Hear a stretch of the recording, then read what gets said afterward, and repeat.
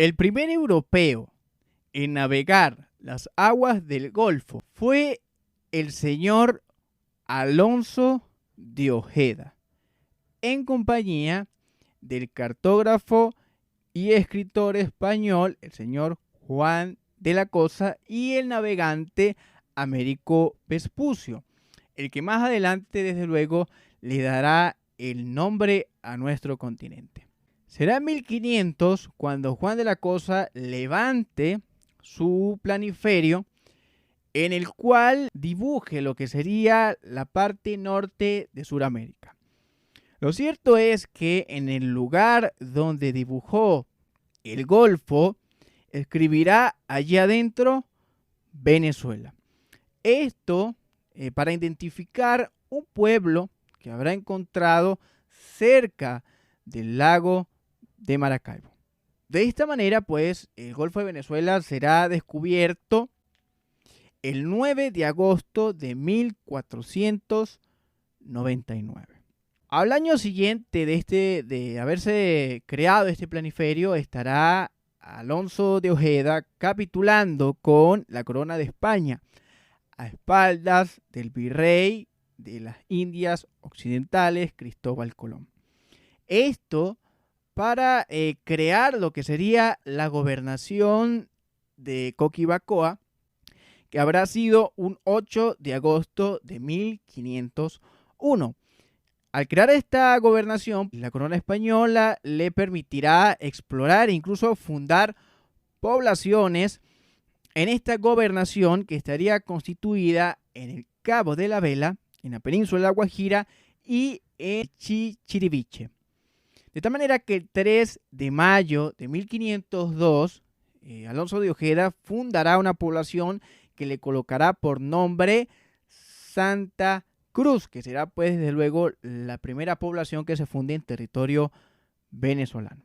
Sin embargo, esta gobernación o esta población solamente durará 3 meses después de que Alonso sea apresado por sus socios y desde luego abandonen tales territorios y pues la gobernación termine.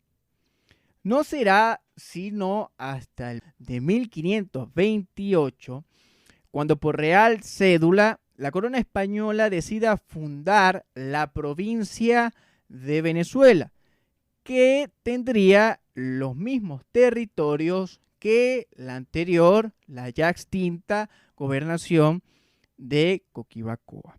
En este caso, la corona española va a arrendar de manera momentánea, circunstancial, esta provincia a lo que sería una familia de bancarios alemana llamada los Welser de Hamburgo. Esta es las bases históricas con las que Venezuela reclama o exige soberanía en el Cabo de la Vela, o más que todo en lo que sería la península de La Guajira.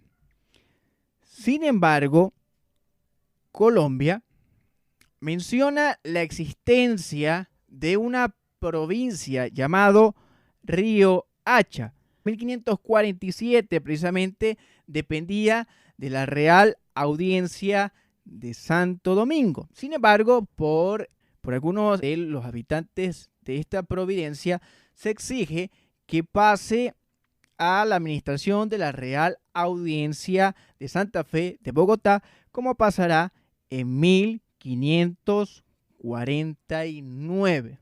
Después, más adelante, con lo que sería la fundación del Virreinato de la Nueva Granada y la Capitanía General de Venezuela, se menciona que en esta era provincial pues ya existía cierta disputa por la península de La Guajira. Se dice que porque había explotación de perlas en este territorio.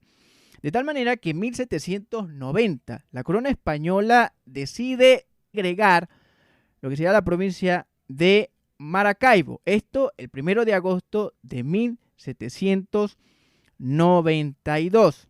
Con esta acta estaría entonces demarcando lo que sería la provincia de Maracaibo y la provincia de Riohacha, específicamente pasando a a la provincia de Maracaibo, lo que sería el territorio de Sinamaica. Este decreto, esta real cédula, ahora la provincia de Riohacha y la provincia de Maracaibo estarían teniendo como parte fronteriza el río Socuy y el territorio antes mencionado, el territorio Sinamaica. Estas pues son las bases con las que Colombia reclama la soberanía en el archipiélago Los Monjes y en el Golfo de Venezuela. Hoy estaremos conversando de lo que han sido los tratados y los conflictos limítrofes que han existido entre estos dos pueblos hermanos. Y ya nos daremos cuenta pues que esto parece más bien una historia de nunca acabar. Caracoles, despiértense. Por eso que este programa se llama Venezuela Despierta. Venezuela, despierta tu realidad. Ok, señores, sean bienvenidos todos a un nuevo episodio de Venezuela Despierta, el podcast donde estaremos resaltando la importancia de la venezolanidad. Para los que no me conozcan, mi nombre es Kevin Esteban y te estaré acompañando a lo largo de este episodio. A diferencia de lo que se pueda pensar de que el pueblo colombiano y el venezolano, aunque hoy en día tengamos costumbres bastante arraigadas que nos diferencien los unos de los otros, eso no excusa o no nos podría hacer pensar que realmente somos dos pueblos diferentes, ya que, bueno, en la era provincial, los territorios que hoy definen la República de Venezuela formaron parte de la Nueva Granada. Y bueno, después, en 1819, cuando por solicitud, por idea del libertador Simón Bolívar, decide que nos unamos nuevamente, en este caso ya no para ser un virreinato, ya no para ser granadinos, sino ahora para ser una república y ser todos colombianos. Y esta suerte cambiará después, en 1830, cuando Venezuela decida dejar atrás lo que es su destino de provincia colombiana y pues escoja ahora a través de la fundación de la Cuarta República, pues seguir ahora un destino republicano, soberano, independiente a lo que es la República Hermana de Colombia.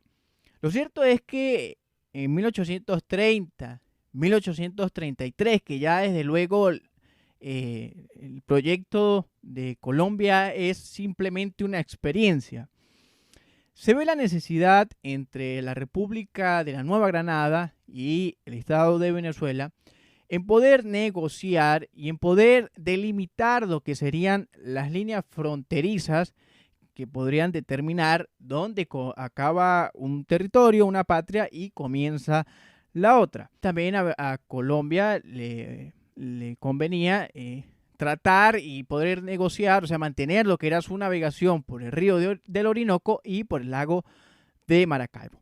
Lo cierto es que en 1833 decide el Congreso granadino nombrar como ministro plenipotenciario al señor Lino de Pombo, y el Congreso venezolano decide nombrar como plenipotenciario al señor Santos Michelena, para que se haga un tratado como lo podría ser la distribución de la deuda pública que dejó lo que fue la independencia y desde luego lo que serían las líneas limítrofes. Esto no durará mucho, ya incluso el 14 de diciembre de ese mismo año ya estará, por decirlo así, estará ya todo concluido, simplemente de que se apruebe en los congresos de ambas naciones. Si usted ve este mapa que le estoy mostrando ahorita, se va a dar cuenta que las líneas fronterizas son muy distintas a las que actualmente conocemos y las que manejan estas patrias hermanas. Primero, si nos damos cuenta, en el norte, la línea fronteriza comienza en el Cabo de Chichibacoa. O sea que prácticamente Colombia le estará reconociendo la soberanía en el Golfo de Venezuela. Y si vemos en la parte de abajo, Colombia le reconoce la soberanía en el río del Orinoco a Venezuela. Hay que estar claros que el Congreso granadino aprueba este tratado.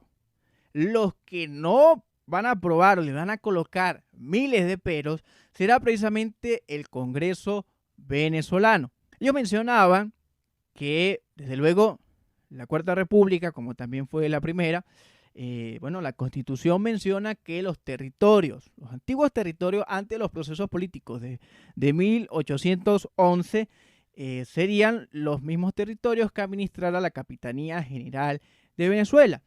Y pues la Capitanía General de Venezuela, ante estos procesos políticos, siempre comenzó por el Cabo de la Vela. Venezuela sentía o veía que estaba cediendo territorio en la península de La Guajira, ahora a ser reducido del Cabo de la Vela, ahora lo que sería el Cabo de Chichibacoa, o sea que se estaría cediendo un aproximado de 6 millas.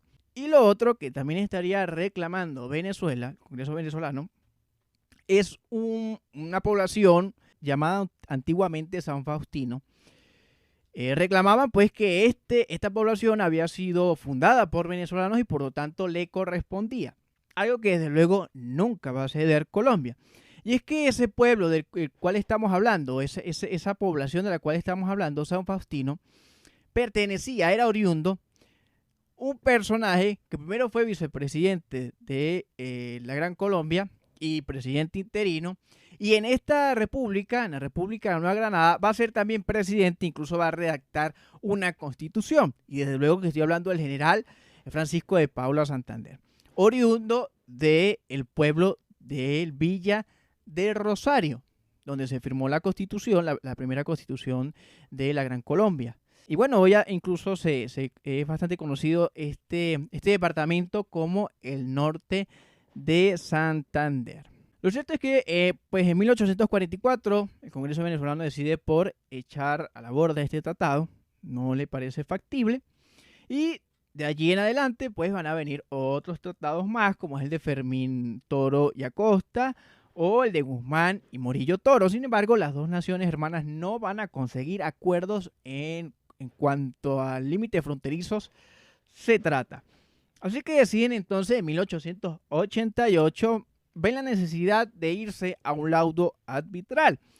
¿Y quién mejor que para hacer este tercero que tome esa importante decisión que la madre patria, España? Ya que bueno, España habría sido el que fundó estos territorios, el que lo administró por mucho tiempo, por lo tanto la decisión de España sería bastante centrada, sin ningún tipo de preferencia.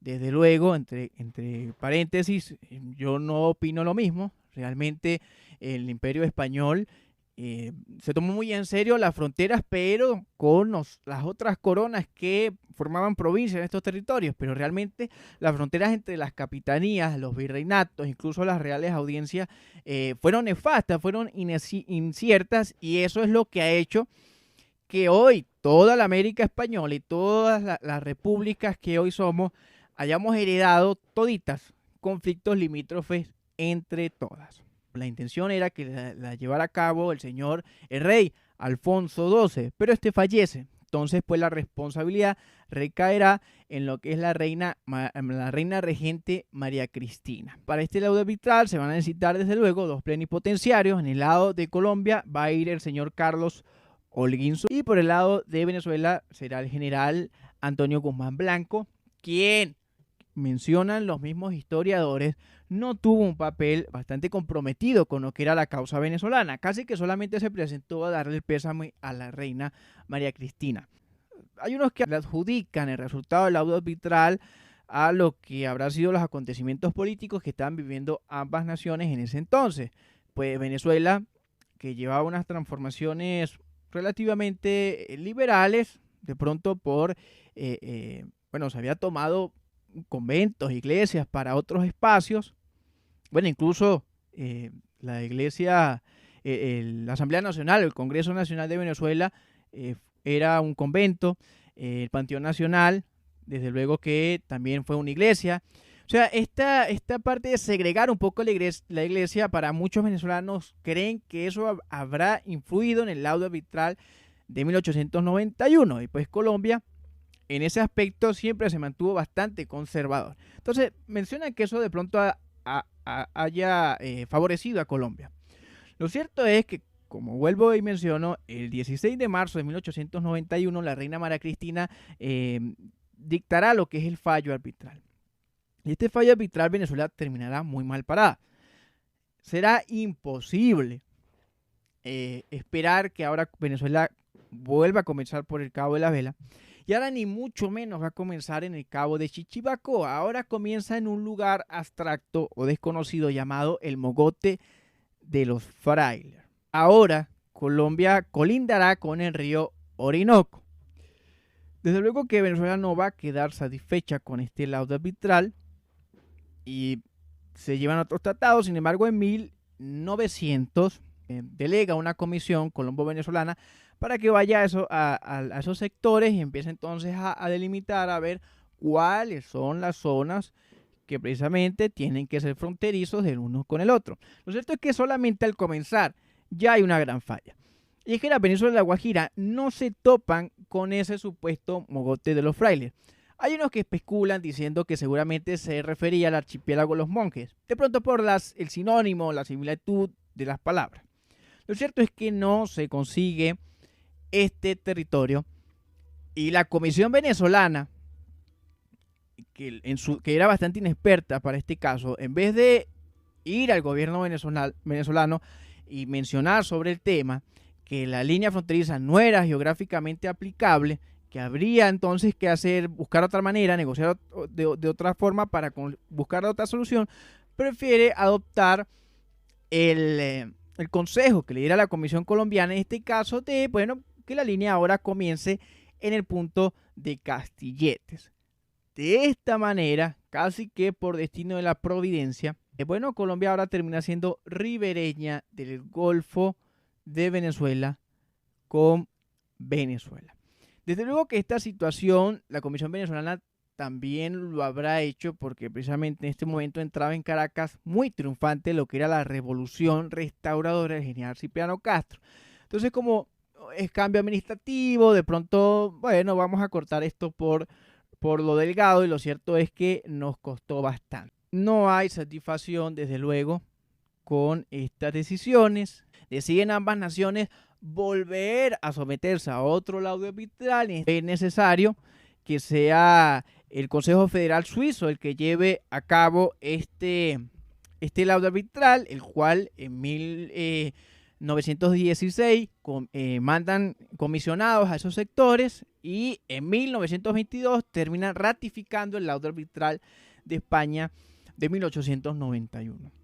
No se va a volver a llevar otro tratado hasta 1939, cuando ya se encontraba el gobierno, en el caso de Colombia, del señor Eduardo Santos, y en Venezuela del general Eleazar López Contreras. Pues Venezuela está viviendo de cierta manera una apertura política democrática bastante considerable. Lo cierto es que Eleazar López Contreras, que menciona pues que el país no estaba en la capacidad como de disputarse territorios con Colombia, y pues tampoco podría verse comprometido en ceder más territorio, decide entonces que sea el laudo arbitral de 1891, o sea, el laudo arbitral de España, el que se ratifique y que incluso sea irreemplazable, y que este sea pues el que defina las fronteras entre Colombia y Venezuela. Por eso se firma en 1939 lo que sería el Tratado de No Agresión, de Comercio, Amistad y Límite Fronterizo. Y se ratificaría en 1941, que así incluso queda programado, el Tratado de 1941. Lo cierto es que este tratado va a pasar por lo que es el Congreso Federal de Venezuela, lo que hoy conocemos como la Asamblea Nacional, aunque desde luego había fuertes influencias oficialistas que estaban a favor que se diera el tratado. Hubieron importantes exposiciones que serían importantes resaltar. Intervención de nuestro abogado y poeta Andrés Eloy Blanco, el cual menciona que sería importantísimo que se eduque a los venezolanos precisamente de qué es lo que se estaba pactando con el Tratado de 1941, qué era lo que nos quitaba y qué en dado caso era lo que nos favorecía, si era que había algo de positivo en esto. Y también incluso el doctor Rafael Caldera también hará una excelente exposición. Pero ahora, una exposición que sería importante y creo que quedó para la historia, es la que hará el diputado Lara Peña. Y cito, aquí hay un dato que me viene a la mente, un dato, digamos así, patético.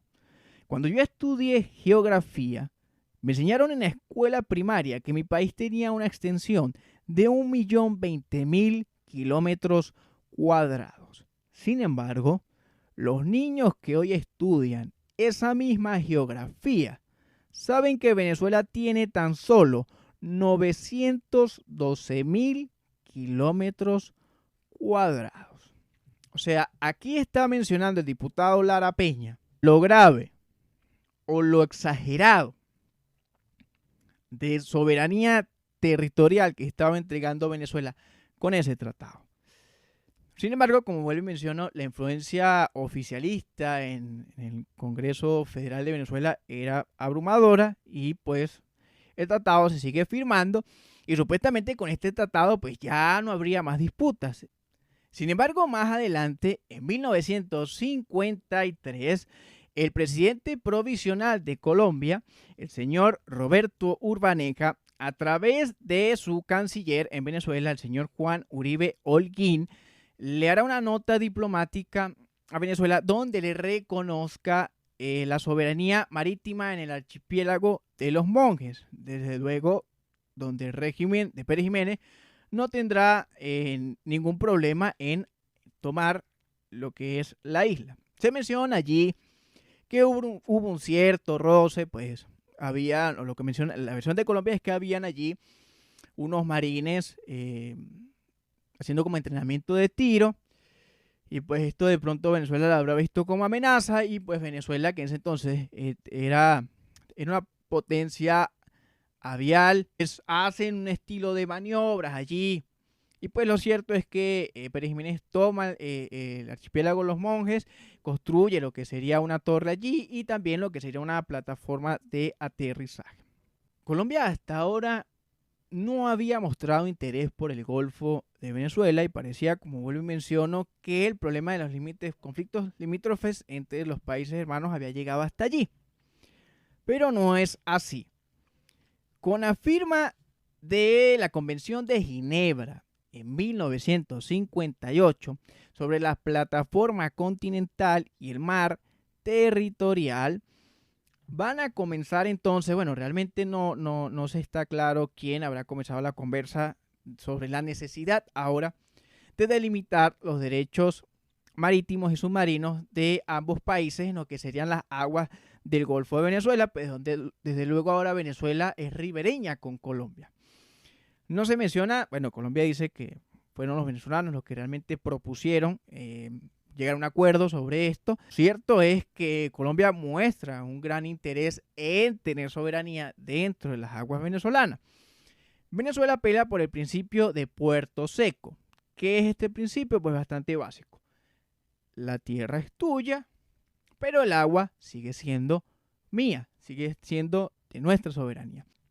Colombia mencionaba que para poder reclamar soberanía allí, se podría aplicar lo que era el principio de la equidistancia entre las líneas. O sea, entre la línea de Punta Espada y la línea de Punta Salinas, en lo que es la península de Paraguaná, entre esas dos puntas, Colombia tomara por lo menos la mitad y su soberanía fuera saliendo hasta respetar la soberanía de Venezuela en el archipiélago de los Monjes. Desde luego Venezuela mencionaba que esto no podría ser posible debido a que esas aguas del Golfo de Venezuela no eran internacionales, eran indiscutiblemente venezolanas. Entonces, aquí va a pasar que, bueno, desde luego no se coloquen de acuerdo Venezuela y Colombia, pero, sin embargo, los procesos democráticos y los presidentes que van pasando en curso, que se van encontrando, ven la necesidad cada uno de resolver el conflicto. Primordialmente, comienza en el gobierno de Raúl León y después viene Rafael Caldera. Coloca bastante importancia a esto, a tal punto que incluso firma lo que es el protocolo de Puerto España. Porque hay que estar claros en esto, y es que a Venezuela le caen los dos conflictos seguidos, con Colombia y con Guyana. Si ustedes se colocan a ver, el laudo arbitral de España fue en 1891, precisamente en este momento que se tiene Venezuela que defender sus derechos en lo que es la península de La Guajira. También se encuentra entonces reclamando sobre los abusos que ya pretendía Gran Bretaña en el Esequibo y pidiéndole, suplicándole a Estados Unidos que intervenga en ese conflicto, con el principio supuestamente de América para los americanos, y que se pueda defender el derecho de Venezuela en lo que es el Esequibo. Esto por un lado. O sea, se encuentran estos dos. Y en 1960-66, recordemos también que entonces se encuentra el gobierno de Rómulo Betancourt llevando la denuncia a los entes internacionales debido a que pues el documento de Severo Mayet, quien termina denunciando el gran robo que se cometió en el laudo arbitral de 1899. Entonces, precisamente en este momento también se está firmando el acuerdo, la Convención de Ginebra, que lleva entonces la necesidad de que también se venga ahora a resolver lo que podría ser un diferendo limítrofe en el Golfo de Venezuela. Entonces, todo este tipo de cosas es lo que hace pues que Caldera quiera abocarse al Golfo y termine pausando por un momento el reclamo con Guyana, que desde luego ni el uno ni el otro.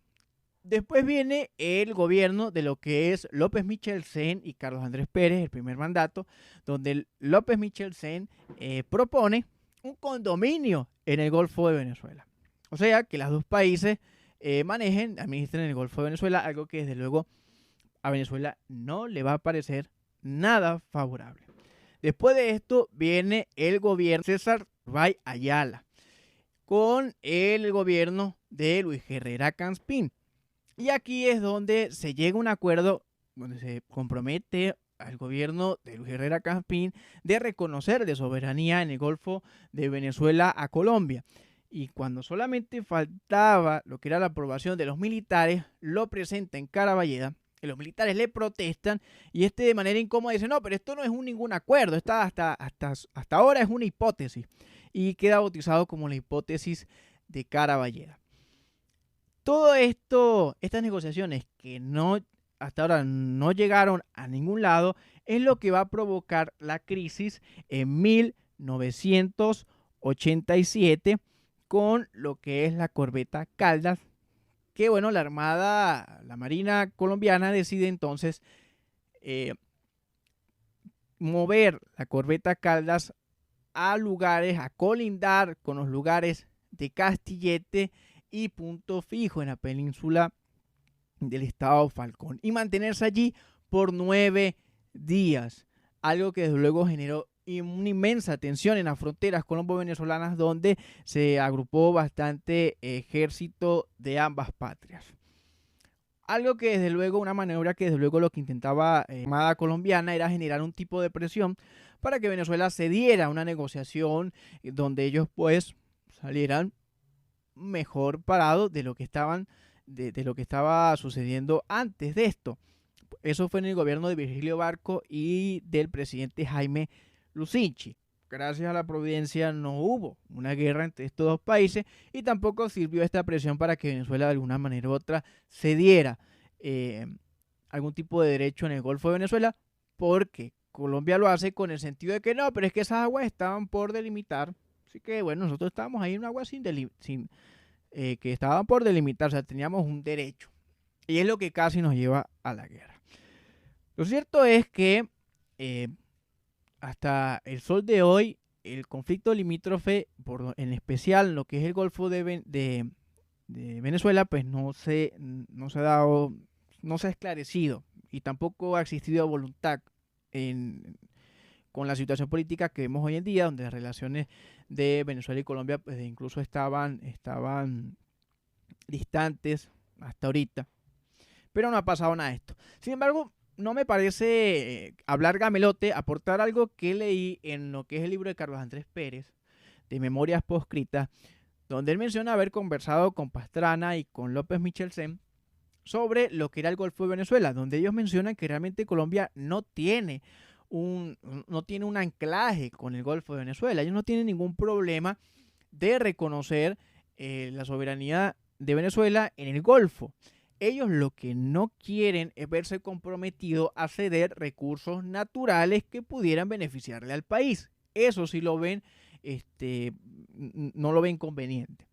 Por eso, de cierta manera, había nacido una propuesta, pues, de que se creara una empresa colombo-venezolana donde se explotara en el Golfo de Venezuela los minerales, que sabemos muy bien que es gas natural y petróleo, una explotación por lo menos de unos 10 años, donde se beneficiara Colombia, desde luego, pero con la condición de que Colombia cediera el territorio. O sea, cuando se acabara la explotación, pues se acabara este convenio y Venezuela recuperara lo que es soberanía territorial, que aquí en este caso es lo más importante. Si de alguna manera u otra realmente Colombia tiene derecho territorial sobre la Guajira, e incluso en el archipiélago Los Monjes, que eso es otro tema, que eso tampoco es que está muy resuelto, no es que Venezuela está pisando en seguro porque administra el archipiélago Los Monjes. El archipiélago Los Monjes, el conflicto no nace precisamente en el régimen de Pérez Jiménez, general Pérez Jiménez. Esto ya venía desde hace tiempo. En 1856 Venezuela reclamó al gobierno de Colombia porque estos, en un contrato con una empresa estadounidense, habían dado licencia para que explotara lo que es guano. El guano es un tipo de fertilizante que es derivado del estiércol de las aves. Entonces en el contrato salía explícitamente que se podría explotar en San Andrés, Providencia y en el archipiélago Los Monjes, y allí Venezuela reclama que había soberanía en el archipiélago Los Monjes de Venezuela y por lo tanto no permitieron que esto sucediera. Y también va a suceder el 22 de agosto de 1871 en el gobierno del general, en el régimen del general Antonio Guzmán Blanco, el cual, bueno, sabemos que la administración de Venezuela cambia ahora a ser un estado federal y se funda lo que es el territorio Colón, que realmente estaba compuesto por islas y archipiélagos. El archipiélago de Los Roques, la isla La Tortuga y el archipiélago Los Monjes. Esto sucede, pero Colombia, desde luego, no le parece bien la actuación, pero tampoco protesta, no puede levantar una nota diplomática porque había roto relaciones en ese entonces al no reconocer el régimen de Antonio Guzmán Blanco. O sea que son cuestiones son conflictos que se vienen incluso desde antes del laudo arbitral de 1891. Así que bueno, sin embargo, Colombia administra territorios venezolanos en lo que es la parte del río Orinoco, lo que es la parte del Amazonas, lo que se conoce como el departamento de Vichada. Hay muchos territorios que están siendo administrados por Colombia y que desde luego se pueden ver en los mapas, son territorios venezolanos. Así que esto es algo bastante complicado. Desde mi parte, yo creo que para poder solucionar este conflicto de una manera bastante sana, es desde luego convocando el Tratado Pombo-Michelena. Y no es tanto solamente porque nos favorezca a los venezolanos, sino creo que porque es bastante equitativo, incluso nos devuelve la soberanía en el río Orinoco, que no sé por qué motivo nunca más se reclamó. Lo cierto es que, bueno, señores, esto ha sido todo. Te invito pues a que me sigas en las páginas que estaré dejando en el primer comentario fijado. También te invitaría a que le des like al video. Si eres venezolano, no dudes en darle like. Y desde luego a que te suscribas a este canal MC Podcast, donde subo contenido bastante seguido y específicamente hablando sobre este tema tan importante como es la historia venezolana y lo que significa ser venezolano. Así que no me queda más nada que agregar. Desearte una feliz semana, una feliz Navidad, un excelente día. Nos vemos en otra ocasión. Será hasta otro episodio. Chao, chao.